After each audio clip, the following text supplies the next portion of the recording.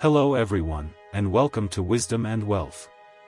Have you ever found yourself sitting quietly, watching life rush by, feeling like time is slipping through your fingers? The years pass, and suddenly your body doesn't feel as agile. Your energy doesn't seem as boundless. You start wondering, is this it?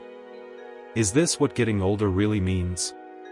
Well, here at Wisdom and Wealth we don't think so. Here's the truth. Aging doesn't have to be a decline. In fact, it can be a time of profound growth, a time to reclaim your peace, purpose, and joy. Getting older can be scary, it can feel like the end. But we want to offer a different perspective. Before we begin, if you're new to Wisdom and Wealth, please consider subscribing. We aim to provide you with thought-provoking insights, so you can make your later years some of the most fulfilling of your life. I'll tell you a story that changed my perspective completely. A few years ago, I was in the park, sitting on a bench, feeling the weight of time on my shoulders.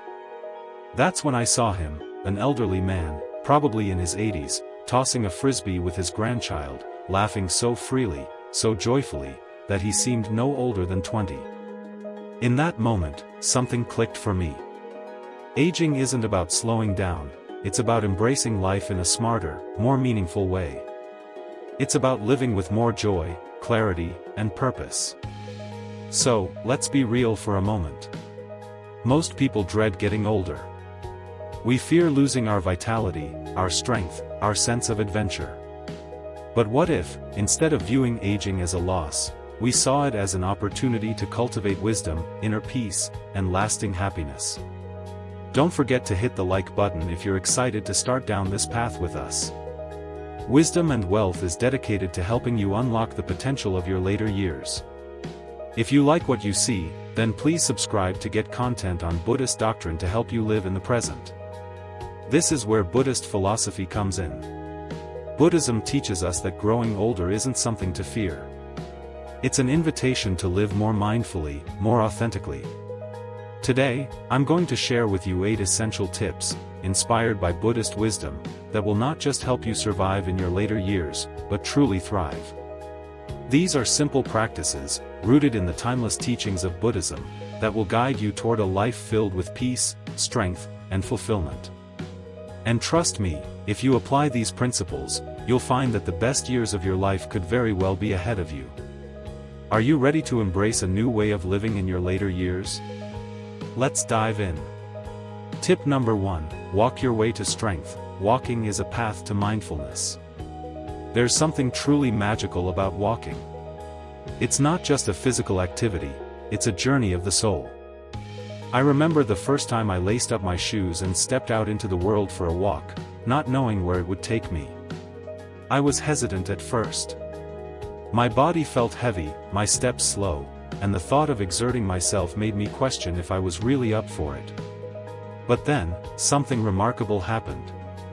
As I walked through my neighborhood, I could feel my breath steadying, my mind beginning to quiet. Each step, each breath, brought me closer to the present moment, something I hadn't experienced in such a long time. I began to notice the small details, the rustling of the trees, the way the light fell through the leaves, the chirp of birds I had never really heard before.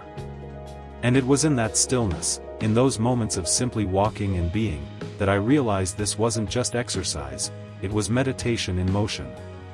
In Buddhism, walking meditation is often practiced to center the mind and body, grounding oneself in the present moment. The Buddha himself was a wanderer, someone who walked tirelessly to spread his teachings. His steps were not just physical, they were symbolic of the journey we all take in life, one step at a time. Every time we move forward, whether on a path or in life, we are moving toward greater clarity, toward mindfulness, and ultimately toward wisdom. You don't need to walk miles to experience this. I found that even a short walk, just 10 or 15 minutes around the block, can transform your mind. Walking helps you release the clutter in your thoughts, clear the heaviness in your chest, and invites you to simply be. With each step, you're training your body and your mind to become more resilient, more grounded, and more at peace with yourself. I recall a story about an elderly woman I met at a temple retreat who shared how her daily walk had become her sanctuary. She spoke of how her legs felt weaker as the years went by, but it was through walking that she had gained not just physical strength, but emotional resilience. She said, "Walking is where I find my peace. When my body moves, my mind follows." Her words stayed with me because they reflected the essence of Buddhist teachings. The body and mind are deeply connected, and every mindful step we take is a step toward inner harmony. So, don't worry if your legs are a little slower than they used to be. Don't be concerned about the distance you're walking. What matters is your intention. Walk with purpose, walk with presence. Each step, no matter how small, is a step toward living with more mindfulness, and in that quiet rhythm, you will find strength, not just in your legs, but in your heart. How are you walking through life? What does each step represent for you? Tip number 2, eat like you love yourself, nourishment from the heart. As we age, we begin to realize that the way we treat our bodies matters more than ever. I can still recall the day I made the decision to change the way I ate, not because I had to, but because I realized I deserved better. For years, I'd eaten out of convenience, grabbing whatever was fast, whatever was easy, those little snacks that gave me a brief moment of satisfaction. But deep down, I knew these choices were leaving me feeling drained and sluggish. It was only when I began to cook a simple pot of soup from fresh vegetables that I truly felt the shift. I remember that soup vividly. The warmth, the color of the veggies, the act of preparing something nourishing for myself. It wasn't just about food, it was a reminder that I was worthy of the care I'd been neglecting. In Buddhist philosophy, food is seen as not just sustenance, but a form of offering, a way to honor the body as a vessel for our consciousness. Just like the Buddha taught about moderation and balance, eating with mindfulness allows us to cultivate gratitude for our bodies, respecting them as temples that house our spirit. The practice of mindful eating is powerful. It's about bringing awareness to what you eat, how you eat, and how it makes you feel. When you eat, slow down. Notice the textures, the flavors, the colors. Feel the nourishment. Imagine you're eating not to fill a void, but to honor your body, giving it the fuel it needs to continue on its journey. I've learned that eating with love, with intention, transforms the whole experience. It's no longer about quick fixes, but about creating a relationship with food that supports my well-being. In a deep and meaningful way. I think of the time I met an elderly monk at a meditation retreat. His face was serene, his body strong, despite his age. When asked about his health, he simply smiled and said, "Food is my medicine. When I eat, I honor the life that feeds me. I eat in balance, in gratitude." His words struck me as they reflected a wisdom we often overlook. Food, in its simplest form, is an act of love. The more mindful and intentional we are about what we eat, the more we honor ourselves and our journey. If you're feeling disconnected from your body or your food, try taking small steps to shift your habits. Add a handful of spinach to your meal or choose water over juice. Each little act is a gesture of love toward yourself, a way to reconnect with your body and nourish it with kindness. What does the food you eat tell you about how you view yourself? Do you eat with intention or out of habit? Reflect on your relationship with food and see if there's a way you can bring more love and mindfulness to each meal. Tip number 3, laugh often, the healing power of joy. Laughter, such a simple thing, yet so profound. When was the last time you laughed so deeply that it felt like it came from the very core of your being? The kind of laughter that lightens your soul, that makes you feel connected to the very essence of life? I remember a moment like that with my dear friend Betty, someone who's known me for years. Despite all the changes life threw at us, we always found joy in the simplest of things, especially during our movie nights. One evening, we were watching an old slapstick comedy, one of those films with silly, over-the-top humor. The scene that played out before us was so ridiculous, so absurd, that we couldn't stop laughing. It wasn't just a chuckle, it was a full belly shaking laugh that left us gasping for breath. And in that moment, everything else faded away. The worries, the stresses, the concerns about aging, none of it mattered. It was just us two old friends laughing together, and it felt so good, so pure. In Buddhism, laughter is often seen as a reflection of joy, an expression of freedom from the attachments and burdens of the mind. The Buddha himself is said to have laughed often, teaching his followers to embrace life's absurdities with a light heart. Laughter has a way of breaking down the walls we build around ourselves, reminding us that life, at its core, is meant to be enjoyed. It invites us to let go of our fears and anxieties and return to a state of childlike wonder. When we laugh, we live fully in the present moment, free from the weight of the past or the worry about the future. But here's the thing, in our later years, we often forget how to laugh. We get caught up in the seriousness of life, the challenges of aging, the pressures of maintaining our health or relationships. But laughter doesn't need to be tied to something grand. It's in the small moments, sharing a funny story with a friend, watching a light-hearted show, or even laughing at ourselves. It's a tool we all have access to, and it costs nothing but can heal so much. I met an elderly woman once at a meditation retreat who shared how laughter had been her medicine for years. When I was younger, I worried too much. She said, but as I grew older, I realized that laughter is the best way to clear the mind and lighten the heart. Her words resonated deeply with me. It's a reminder that we are never too old to find joy, to share a laugh, to lighten our hearts. So, I encourage you to laugh often. Don't wait for a special occasion. Find joy in the little moments and let your laughter fill the space around you. Remember, laughter is a gift not just to yourself, but to everyone you share it with. When you laugh, you invite joy into your life and share that joy with the world. What makes you laugh? What moments in your life have brought you pure, unbridled joy? Take a moment to reflect on those times and think about how you can invite more laughter into your life today. Let go of the seriousness and remember, the more you laugh, the more you live. Tip number 4, build a routine, the wisdom of structure in aging. As we grow older, many of us find ourselves drifting, unsure of where each day will take us. Life can start to feel like a boat without a rudder, floating wherever the wind blows. I experienced this myself after retiring, when the structure that once defined my day's work, meetings, responsibilities suddenly vanished. My days became aimless, and I found myself struggling with a sense of purpose. It was then that I realized something important: having a routine, even a simple one, is crucial to maintaining a sense of balance and peace. The Buddha often spoke about the importance of discipline and mindfulness in every aspect of life. Routine is not just about ticking off a checklist, it's about creating harmony between your body and mind. I began with small steps, something as simple as having a cup of coffee at 8 a.m. I looked forward to that first sip, that moment of calm before the day began. Afterward, I'd take a walk, not for exercise, but to clear my mind, and then at noon, I'd read, allowing myself a few hours to escape into the pages of a good book. At first, it felt a little strange, like I was trying to force structure into a life that had been so free, but over time, I realized that it was through these small acts that I regained a sense of purpose. The rhythm of the day gave me something to look forward to, even in the simplest of things. I even began feeding the squirrels in my backyard, a small, simple act that brought me a sense of connection with the world around me.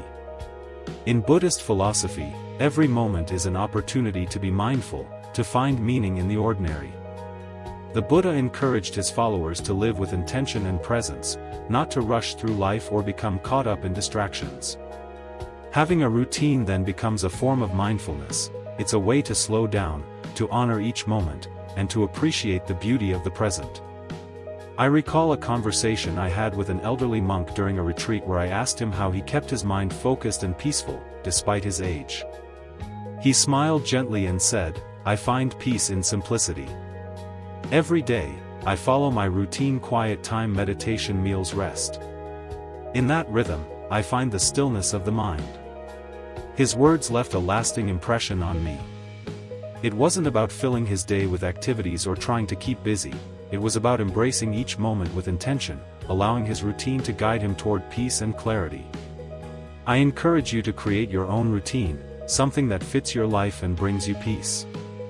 It doesn't need to be complex or rigid, just a series of small, mindful acts that bring structure and purpose to your day. Whether it's morning tea, a walk in nature, or a quiet moment of reflection, these moments can transform your day and your state of mind. What small acts of routine can you incorporate into your life today? Reflect on what brings you peace and structure and consider how you can create more of that in your daily life. Tip number 5, talk to someone, the Buddhist practice of connection. One of the most important aspects of our well-being, particularly as we grow older, is connection. There's a subtle art in reaching out to others that can seem difficult at times, especially when we've lived much of our lives thinking we need to handle things on our own. I was like that for years, keeping my feelings to myself, believing I shouldn't burden others with my troubles. I convinced myself that handling everything on my own was a form of strength, but in truth, it only left me feeling isolated and disconnected. The turning point came unexpectedly one day when my daughter called. We spoke for over an hour, not about anything profound, but about our daily lives, sharing laughs and small stories. That simple conversation was more powerful than any therapy session I had ever attended. I felt an immense weight lift from my shoulders, a quiet relief that only human connection can bring.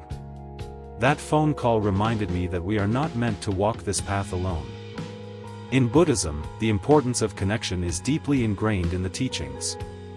The Buddha often emphasized the idea of Sangha, the community of like-minded individuals who support one another in their spiritual journey.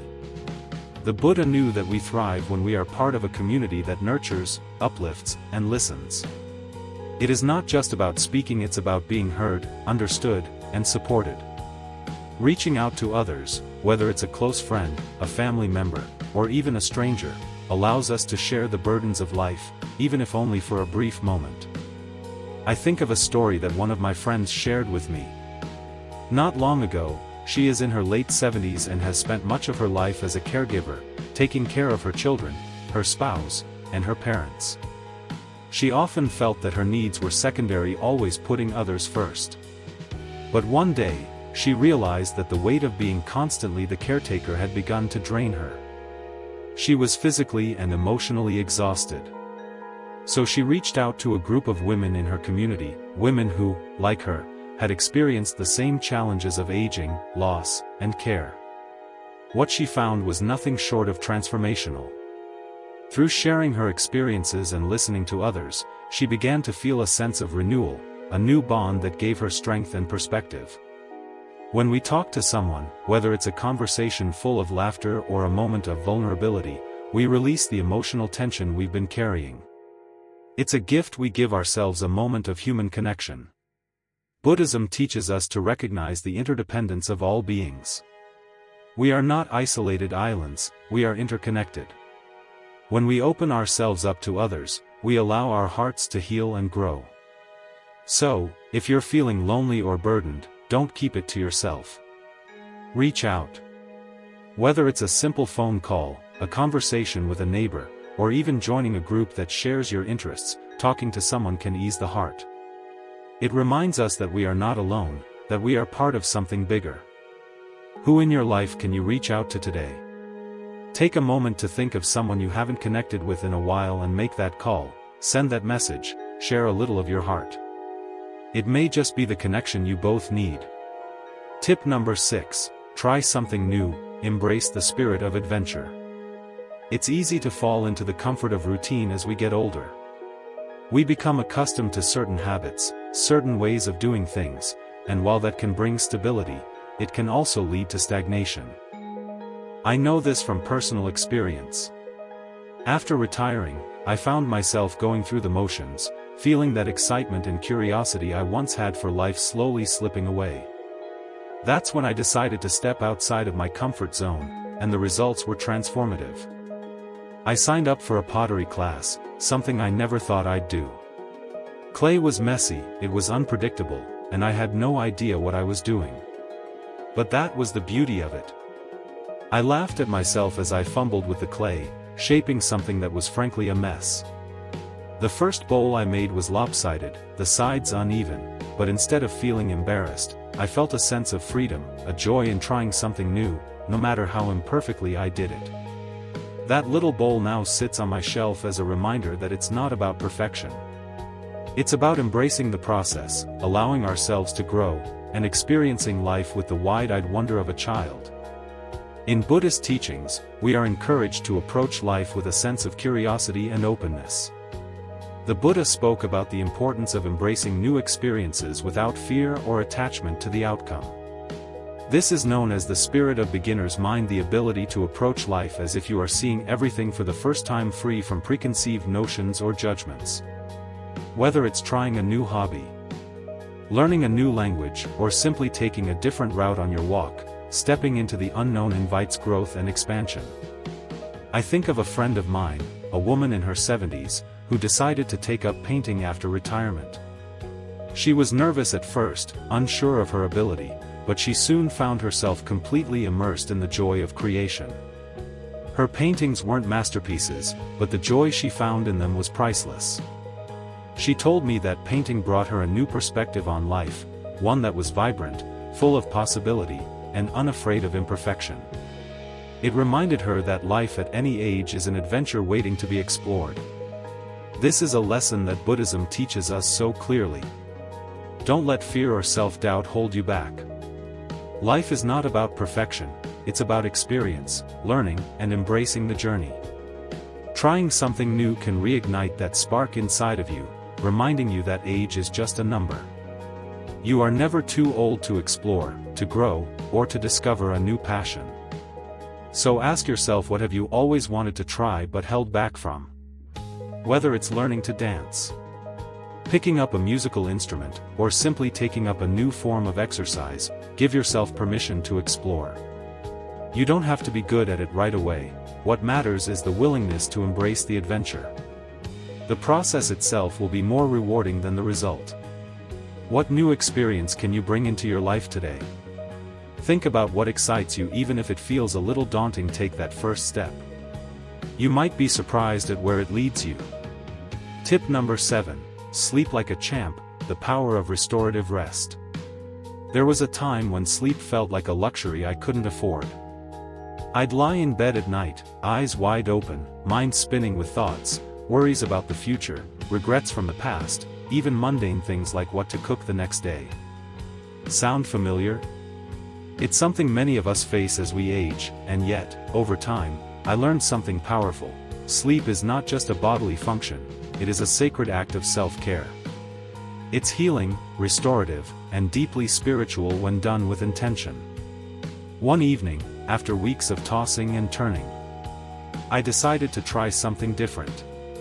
Instead of watching TV until I dozed off or scrolling through my phone in the dark, I created a small nighttime ritual. I turned off the screens, dimmed the lights, and picked up an old book I loved. I sat in silence, sipping warm chamomile tea, allowing my body and mind to slow down. No distractions, just quiet. That night, I really slept for the first time in what felt like years, and the next morning, I woke up not just rested, but renewed, like something inside me had been gently reset. Buddhism reminds us of the importance of balance, what's known as the middle way, not too much, not too little.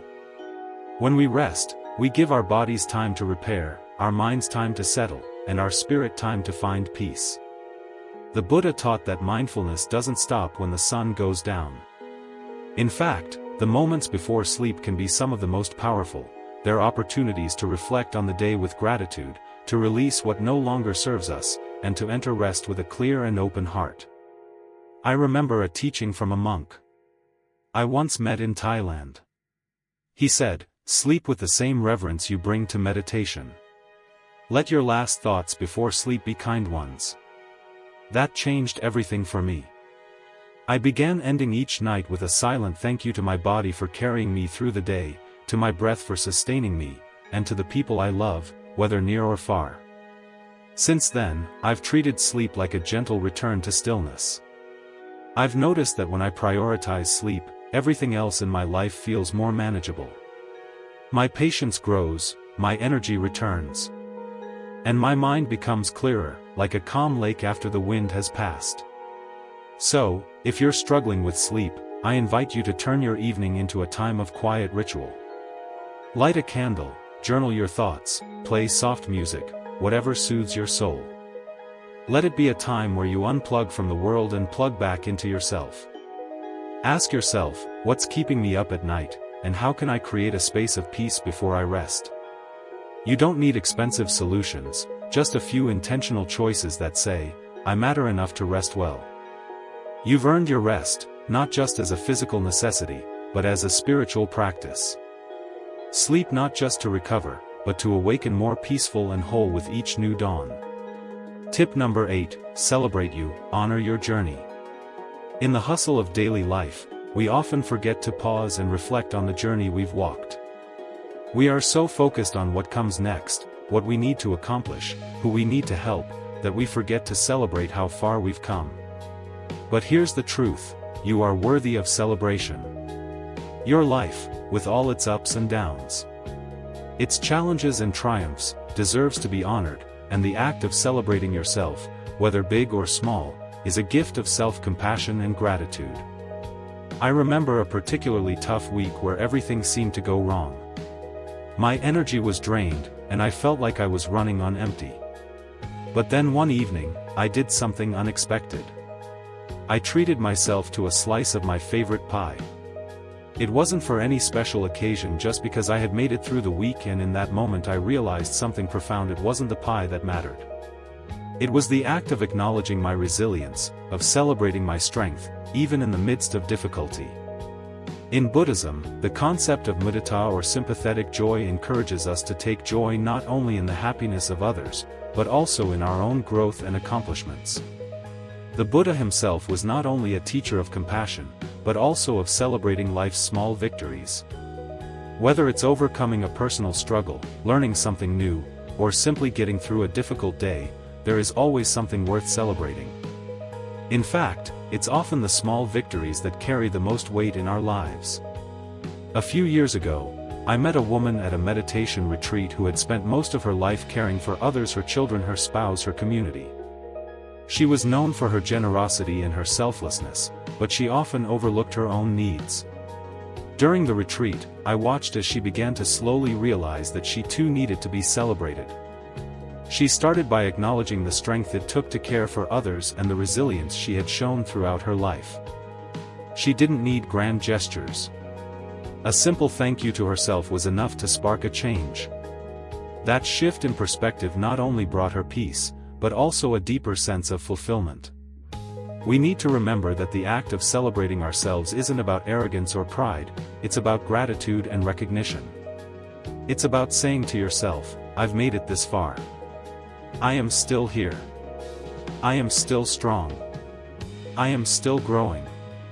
This doesn't mean waiting for a significant event or achievement, it means taking time to recognize the daily strength it takes.